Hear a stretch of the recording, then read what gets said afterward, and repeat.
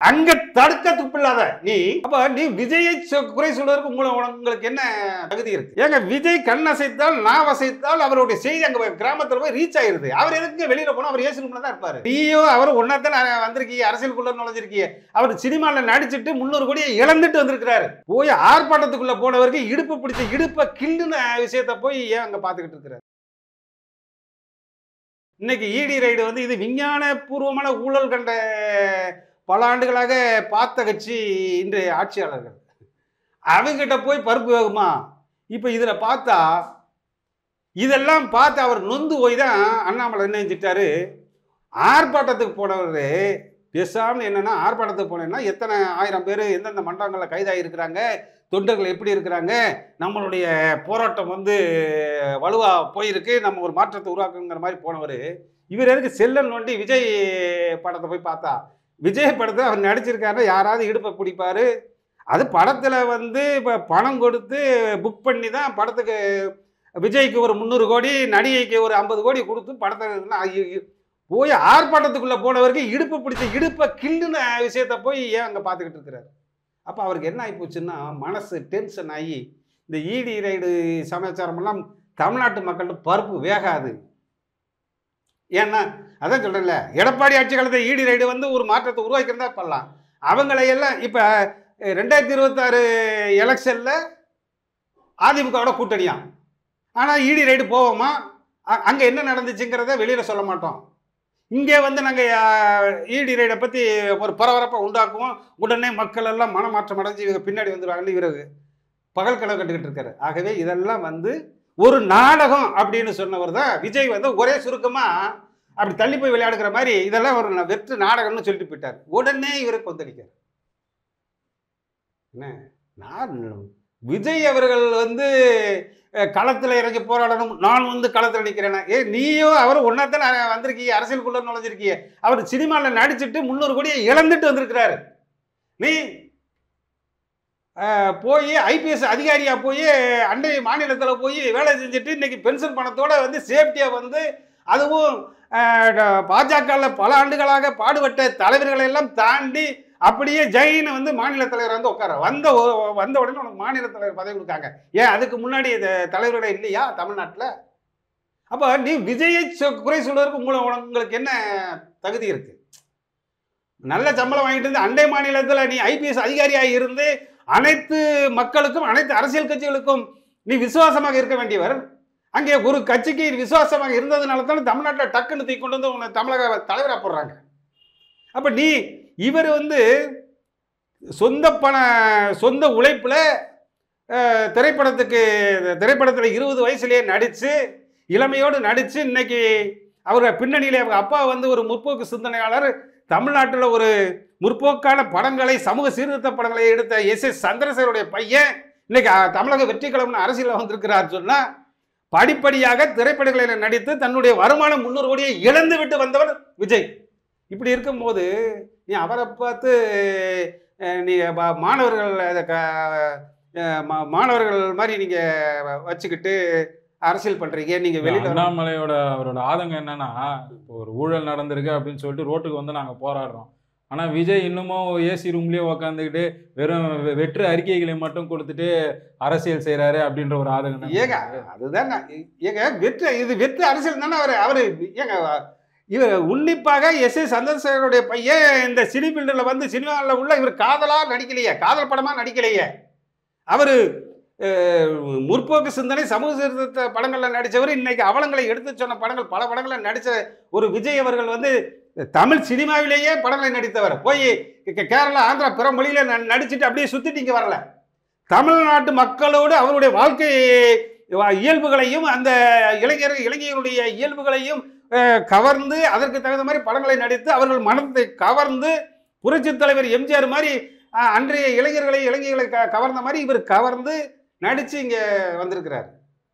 அவரை போய் நீங்க எப்படி நீங்க உங்களுக்கு குறை சொல்வதற்கு அது என்ன இருக்கு?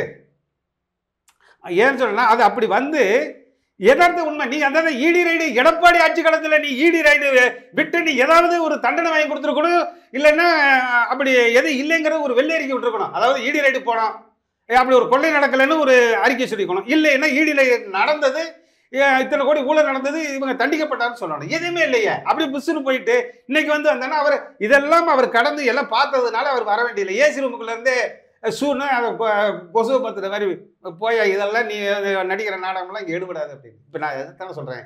நேற்று ஆயிரக்கணக்கான பாஜக தொண்டர்கள் குமுறி தமிழ்நாடு திரும்பி பார்க்குற அளவுக்கு நீ ஆர்ப்பாட்டம் நடத்தியும் இன்னைக்கு நான் போய் 12 மணிக்கு போய் முதல்ல வரிசையில் நின்று ஒரு கடையில் 10 கடையில் நான் சென்னைக்குள்ளே போய் பல கடைகளில் சரி பாஜக அண்ணாமலைக்காக பயந்து இந்த பாட்டுக்கு மலை 10 ரூபா விற்கிறத நிப்பாட்டிட்டாங்களான்னு போய் பார்க்கலான்னு நாங்கள் போடா ஒன்றுமே கிடையாது. அதே பாட்டுக்கு மேலே 10 ரூபா 20 ரூபா 40 ரூபா இருக்காங்க. அப்போ மக்களே பழகிட்டாங்க. மக்கள் பழகலை. இவங்களால அண்ணாமலை போன்றவர்கள் நாடகம் ஆடுகிறார்கள், இவர்களால் ஒன்றும் செய்ய முடியாதுங்கிற இதை மக்கள் புரிஞ்சுக்கிட்டாங்க. இவங்க நாடகம் நடிக்கிறாங்கிறத அது விஜய் சுருக்கமாக சொன்னார். புஷி ஆனந்த் அப்படி சொல்லிட்டாரு இப்படி சொல்லிட்டாருன்னு. ஏன் அவங்க யதார்த்த உண்மையை சொல்லிக்கிறாங்க. நேற்று அவர் அறிக்கை கொடுக்கும் போதே ஊழலுக்கு இலக்கியமே திமுக வந்து அவர் குறைச்சி ஊழலே என்னுடைய ஊற்றுக்கண்ணே ஊழலின் இலக்கியமே திமுக தான்ங்கிற அளவுக்கு நேரடியாக பேசியிருக்கிறார். அவரை போய் திமுக பி டீம் எப்படி சொல்லுவார்? ஊழலின் இலக்கியமே எழுதலாம் அப்படிங்கிற அளவுக்கு நேற்று அறிக்கை விட்டுருக்கிறாங்க. அதெல்லாம் இவர் அண்ணாமலை தெளிவாக படிக்கணும். ஆக நீங்க தான் நாடகம் நடிக்கிற அவர் தெளிவாக அப்படி அசால்ட்டா போற போக்கில் சொல்லிட்டு போற. எதுக்கு போராடணும்? ஒண்ணு வேண்டாங்க. அண்ணாமலையும் நீங்க சொல்றாரு அவர் இறங்கி போராட வேண்டியதில்லை, ஒரு அறிக்கை விட்டா போதும். கோடிக்கணக்கான கண்ணசைத்தால் அங்க ஆயிரக்கணக்கான பேர் களத்தில் நிற்க தயாராக அவசியம் இல்லையா? ஏன்னா இதோடைய இப்ப அண்ணாமலை ஏன் போராடுறான்னா அவர் பேரை வந்து கிராமத்தோடு ரீச் பண்ணணும். ஆனால் விஜயும் அண்ணாமலை ஒரு கிராமத்துக்கு யார் அண்ணாமலைக்கு நான் சவால் விடுறேன், போங்க 2 பேரும் ஏதாவது ஒரு கிராமத்தை தேர்ந்தெடுங்க, 2 பேரும் போய் நில்லுங்க. தமிழக வெற்றி கழகத்துடைய தலைவர் விஜய் தெரிகிறாரா அண்ணாமலை தெரிகிறாரான்னு பார்ப்போம். பேரை இவங்க 2 பேரும் நின்று பேரை சொல்லுங்கன்னா அங்க உள்ள கிராமத்தில் உள்ள இளைஞர்களுக்கு கிளடி முதல் குமரி வரை அந்த குழந்தை முதல் குமரி வரை உள்ளவங்க சொல்லட்டும். ஏங்க விஜய் கண் அசைத்தால் நான் வசைத்தால் அவருடைய செய்தி அங்கே கிராமத்தில் போய் ரீச் ஆயிருது. அவர் எதுக்கு வெளியில் போனால் அவர் ஏசி ரூமில் தான் இருப்பார். ஓடி போய் பால் குடிக்கிறத விட உட்காந்து தண்ணி குடிக்கிறது மேல்.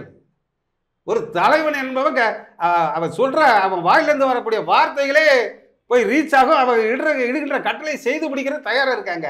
அவர் எதுக்குங்க மூச்சு பிடிச்சி போயிருக்கணும்? நீ மூச்சு பிடிச்சி போராடி என்ன பிரயோஜனம்? இப்போ பாட்டுக்கு மேலே 10 ரூபா பயந்துட்டு நிப்பாட்டிட்டாங்களா? இப்போ அன்னைக்கு 89ல் பாமக ராமதாஸ் அவர்கள் வந்து எம்ஜிஆருக்கு எதிராக இடஒதுக்கீடுக்காக போராடிய பொழுது திருச்சி வரை ஸ்தம்பிச்சது. உடனே இடஒதுக்கீடுக்கு பண்ணி கொடுத்தாரு. அத அவர் தலைவர் ராமதாஸ் வந்து தலைவர். நீ ஒரு செயலை செய்தால் அதில் வெற்றிகாரன் வேண்டும்.